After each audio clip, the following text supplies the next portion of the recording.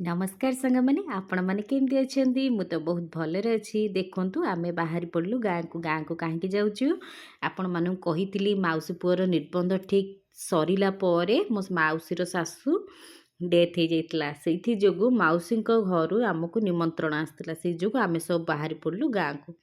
तो देखु आगे मान भी जाऊँगी मो भौणीर पुओ सोनू जाऊँगी आम सब चलू बस स्टाण्ड बरमुंडा बस स्टाण्ड सेठू बस धरिकी आम चलू गाँ को।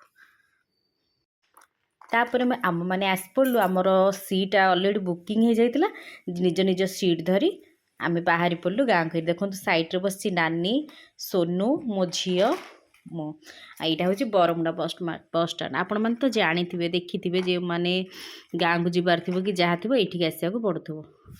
तो चलतु आगू को देखा आउ सब कौन हो बस छाड़देला आम मैंने बाहरी पड़लु केते सुंदर लगुच देखो सांग मैंने गाँ को गला बेले सब मनरे गोटे बहुत एक्साइटेड थाए आ गाँव रु फोन आसता कौटी हेलणी कौन कर आसी पहुँचब से तो आहरी आनंद लगे केमती बाट सर आम जा गाँव में पहुँचू।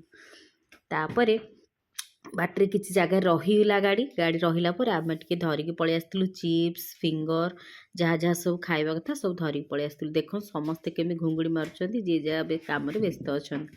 तो एमती ही जाए गाँव में पहुँची जाइलु गाँव में पहुँची खियापिया सारी ये गोटे मजा मस्ती सबू भौणी मैंने पलि आसते गोटे मजा मस्ती आम मैंने सब चलू। तो सांग मैंने आपण मानक जदि मो वीडियो भल लगुच गोटे कमेंट करेंगे लाइक करेंगे सब्सक्राइब करेंगे। तो रखुची जय जगन्नाथ।